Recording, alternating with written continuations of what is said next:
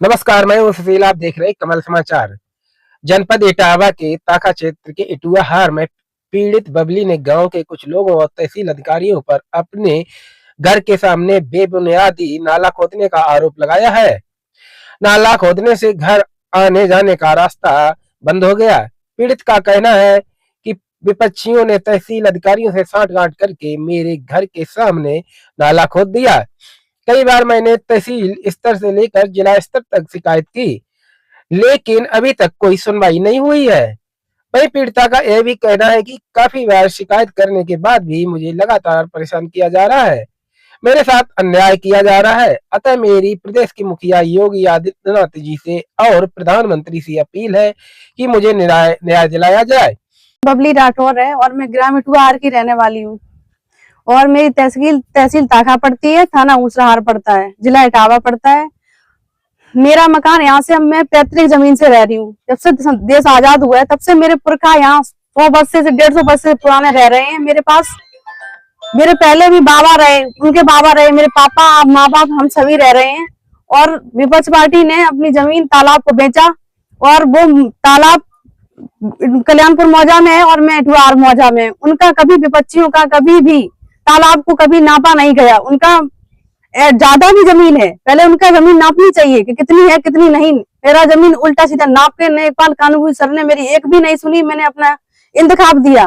दूसरी बात सर ये है कि जो सरहद का जो मील था पहले रोड पे हुआ करता था, जब कच्ची जमीन थी। जब रोड बनी तो लोगों ने बोला कि एक्सीडेंट होंगे, लोग दुर्घटना घटेगी तरह तरह की, इसलिए उन लोगों ने बोला कि इसको मील को नीचे कर दें। मील को 2 हाथ 3 हाथ नीचे गाड़ दिया गया, उसका असर हमारे घर पे पड़ रहा है। मैंने सरहद मिलाने के लिए कानूनी सर से श्री राम गोपाल सर से बोला कि, और कुलदीप सर से बोला, मैंने क्या नाम है उनको, नेपाल सर से बोला कि सर ये विवाद ऐसे नहीं सुलझेगा। अगर आप वो भी नहीं करना चाहते तो विपक्ष पार्टी की जमीन नापे और मेरी भी नापे। उन्होंने मेरी हर बार जमीन नापी और उन्होंने मुझे कोई इंसाफ नहीं दिया। मैंने फिर भी उनसे ये भी बोला कि पीडब्ल्यूडी की मध्य होती है 50 फुट, आप उसकी मध्य भी निकाल के मुझे देंगे और मेरा रकबा नापे तो भी मुझे इंसाफ मिल जाएगा। मगर उन्होंने सिर्फ मेरे बगैर सुने और जेसीबी चलवाकर मेरे सभी पेड़ पौधे जो लगे थे, नीम थे, 4 बमूर थी, कंच था और क्या ना बांस का पूरा वो था झाड़, उसको सबको कटवा दिया, केले भी कटवा दिए और गड्ढा खोद के चले गए। मैंने 112 पे कॉल की, 112 की पुलिस आई। मैंने सर से बोला कि सर ये हरे पौधे पेड़ काटे जा रहे, इस पे कोई कार्रवाई कीजिए, इन्हें रोकिए। पर पुलिस प्रशासन ने मुझसे ये कहा कि हम कुछ नहीं कर सकते, आप डीएम साहब को पास जाएं। मगर सर ये कौन सा न्याय, हम पूछना चाहते हैं सरकार से, श्री मैडम जी से, एसडीएम मैडम से और क्या नाम है जिला अधिकारी उप जिला अधिकारी, उनसे डीएम साहब से पूछना चाहेंगे ये कौन सा न्याय है कि किसी घर की रास्ता रोकना।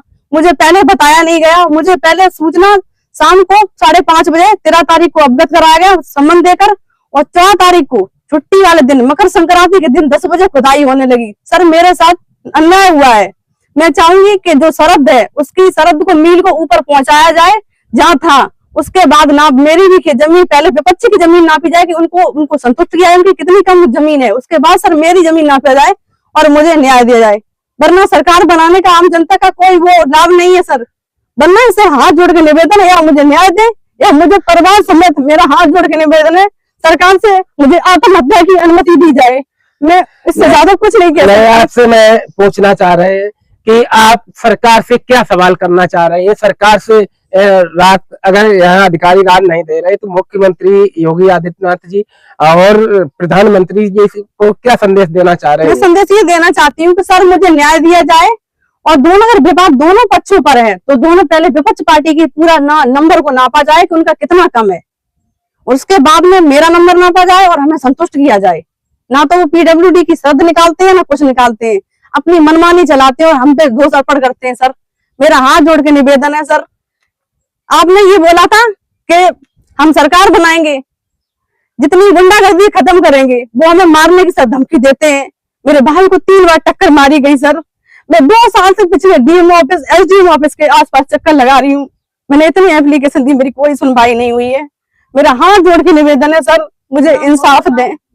और जो विपक्षी है उनका नाम अभिषेक यादव है, उनके बाबा हैं वो क्या नाम विजराज यादव है और वो पूर्व प्रधान है, और एक जो जमींदार मेरे गांव ग्राम इटुआहार के हैं जो भैया लगते हैं उनका ब्रजेश यादव नाम है, और वो मेरे 100 साल पुराने मिट्टी के बने हुए मकान को खसाने की धमकी देते हैं। सर, मेरा हाथ जोड़ के निवेदन है कि पहले जमाने में कोई कानून नहीं हुआ करता था, उसके मेरे पास कागज नहीं है, मेरा सहयोग करें। क्या उसके आए, क्या ये कानून को भी हक नहीं है कि 100 वर्ष पुराने मकान को मिट्टी को खसाया जाए? और जो मेरे पास 10 बीघे की खतौनी है उसको लेकर मुझे इंसाफ दिया जाए। हाथ जोड़ के मेरा निवेदन है। मैं अपनी बात को यहीं पे समाप्त करती हूँ। आपके साथ क्या दुर्घटना हुई थी? मेरे साथ सर, जब मैंने गर्मियों, अभी 2 महीने पहले जब नपती हुई गर्मियों के टाइम पे 25 मई और 25 2025 को जब नाप होने के बाद में मैंने उनके बेटे से बोला कि भैया हमें ऐसा मत करो, मैं भी यहीं की रहने वाली हूँ।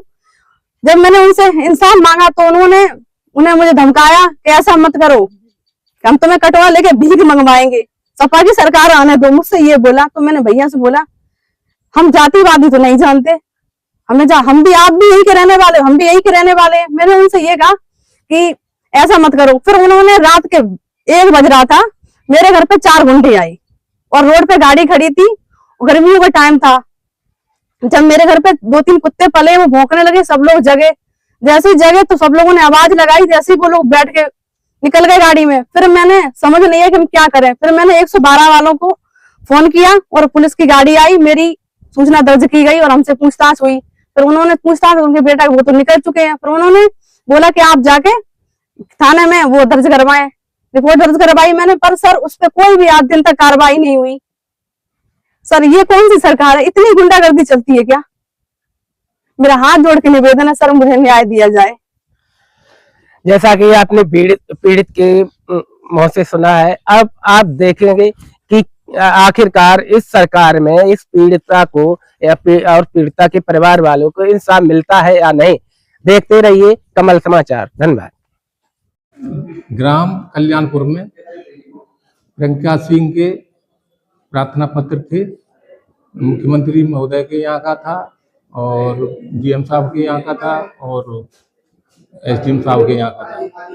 तो उनके कई प्रार्थना पत्र थे, कई बार उसकी मेड़बंदी का भी वो था। तो मेड़बंदी हुई थी पहले, तो उसमें जो कब्जा था एटूहार वाले का, उसमें वो कब्जा छोड़ नहीं रहे थे और दोनों गांव की सीमा का विवाद था।